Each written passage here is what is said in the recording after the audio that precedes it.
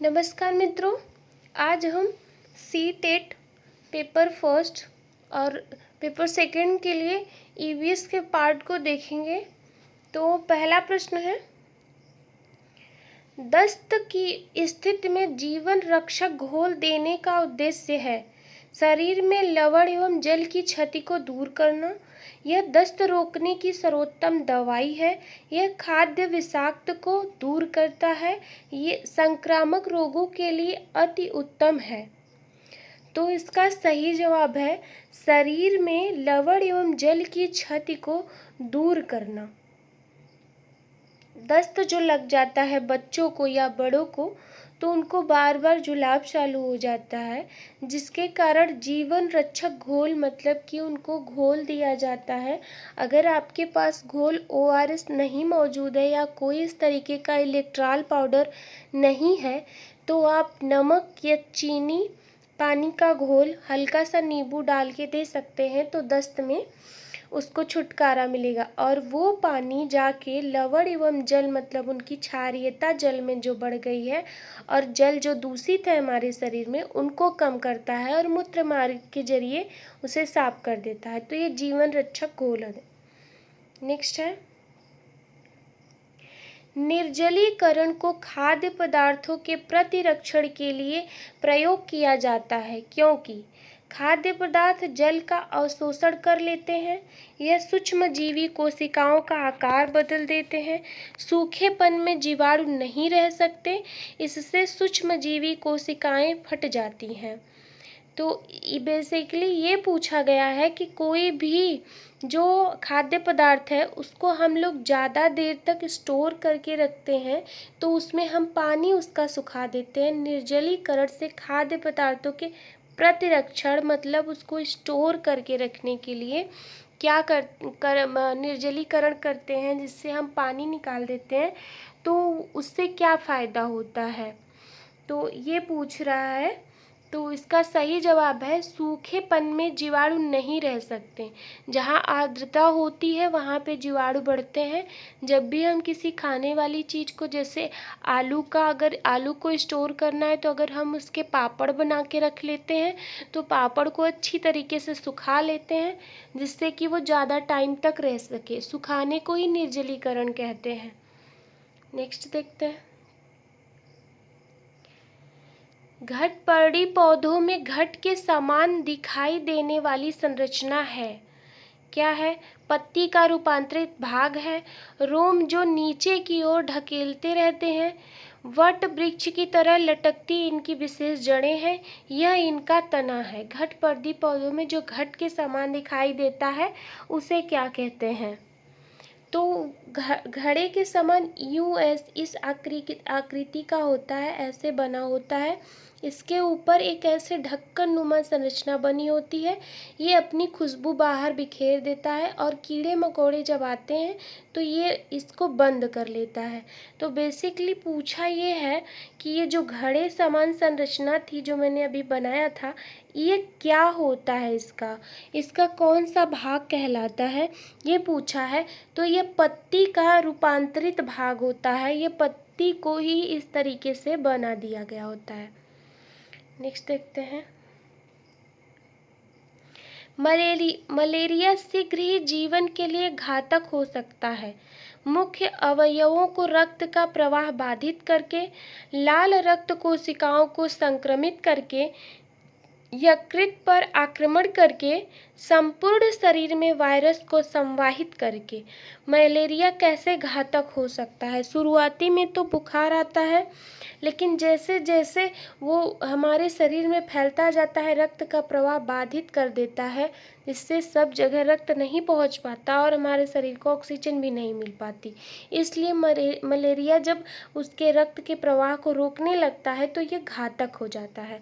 और मलेरिया होता है एनाफिलीज मच्छर के काटने से। ये सीटेट का महत्वपूर्ण प्रश्न है, ऐसे प्रश्न जरूर आते हैं। एनाफिलीज मच्छर के काटने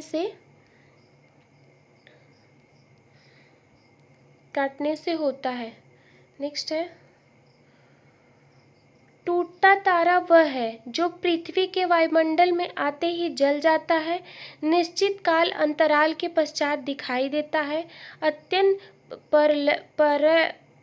परवलयी कक्षाओं में सूर्य की परिक्रमा करते हैं, इन्हें केवल दूरदर्शक द्वारा देखा जाता है। टूटता तारा क्या होता है? तो टूटता तारा जो वायुमंडल में आते ही जल जाता है, ये समताप मंडल होता है, समताप मंडल में ही आता है और आग पकड़ लेता है, क्योंकि जब टूटता तारा ये जो होता है ये उल्का पिंड होता है, छोटे छोटे पिंड होते हैं जो पिंड मंगल और बृहस्पति की कक्षा में घूमते रहते हैं, और जैसे ही मंगल इनको अपनी तरफ खींचता है, मंगल ग्रह अपनी तरफ इनको खींच लेता है, तो मंगल ग्रह अपनी क्रिया करता रहता है, क्योंकि वो सूर्य की परिक्रमा कर रहा है, तो मंगल ग्रह यहाँ से निकल जाता है और ये आके पृथ्वी के ऊपर आने लगते हैं। लेकिन ये जैसे ही समताप मंडल में पहुँचते हैं, वायु के घिसावट के कारण ये जल जाते हैं और जल के वहीं पे ध्वस्त हो जाते हैं। तो टूटता तारा जो है, जो पृथ्वी के वायुमंडल में आते ही जल जाता है। नेक्स्ट है, घटपर्णी पौधे ऐसी मृदा में उत्पन्न होते हैं जो बहुत पोषक नहीं होती, वह पोषक पदार्थ प्राप्त करते हैं उन कीटों से जिन्हें वे भोजन के लिए पकड़ते हैं, रूपांतरित पत्तियों से, पाचक रसों से, उपस्थित एंजाइम से, मृत एवं अपघटित पदार्थों से। तो इसका सही जवाब है उन कीटों से जिन्हें वो भोजन के लिए पकड़ते हैं। मैंने इसी में आपको बताया कि घड़े नुमा ऐसी आकृति होती है और ऐसे ढक्कन टाइप का बना होता है, ये इधर से कीड़ों को बुलाते हैं, जैसे ही कीड़े अंदर आते हैं उनकी सुगंध सूंघ के ये बंद कर लेते हैं इस तरीके से, और फिर ये अंदर ही मर जाते हैं, ये इनको सड़ा गला लेते हैं और इनके पोषक तत्व जो है खुद को ले लेते हैं।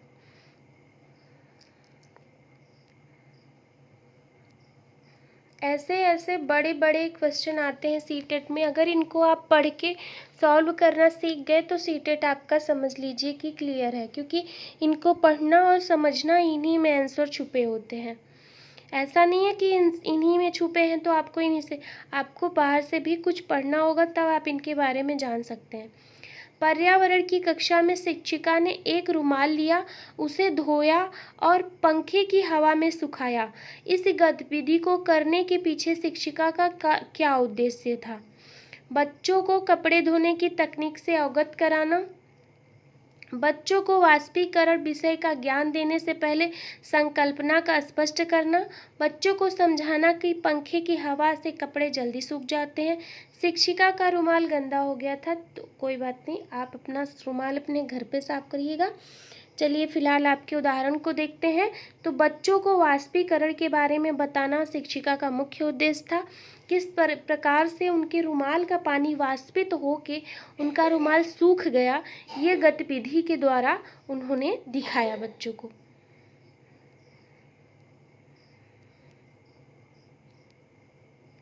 दाल को बनाने से पहले धोने से जल का रंग मटीला हो जाता है, क्योंकि दाल पानी में घुलने पर अपना रंग छोड़ देती है।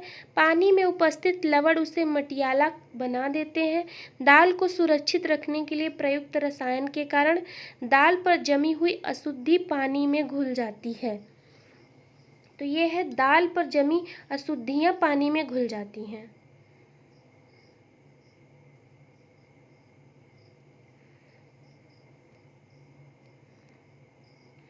ग्रामीण क्षेत्रों में कागज की लुगदी टोकरी पर लगाई जाती है, उसे सुंदर बनाने के लिए, चिकना एवं साफ करने के लिए, कीटों को दूर रखने के लिए, पक्की एवं टिकाऊ बनाने के लिए। ग्रामीण क्षेत्रों में कागज की लुगदी टोकरी पर लगाई जाती है, किस लिए लगाई जाती है? तो ये पक्की और टिकाऊ बनाने के लिए। नेक्स्ट देखते हैं। आरती एवं सुभा ने अपनी रक्त जांच कराई, उसमें हीमोग्लोबिन की मात्रा 8 ग्राम एवं 105 ग्राम पाई गई। उन्हें निम्न में से कौन सी बीमारी होगी? दोनों को एनीमिया और मोटापा एवं मधुमेह, एनीमिया एवं रतौंधी, उन दोनों को कौन सी बीमारी होगी? क्योंकि दोनों में ब्लड कम है, तो इन दोनों को ही जो है एनीमिया होगी, क्योंकि कम से कम तो 12 या नहीं तो 11 तो होनी ही चाहिए, 8 है मतलब कम है, दोनों को एनीमिया होगी। रक्त की कमी को ही एनीमिया बीमारी कहा जाता है।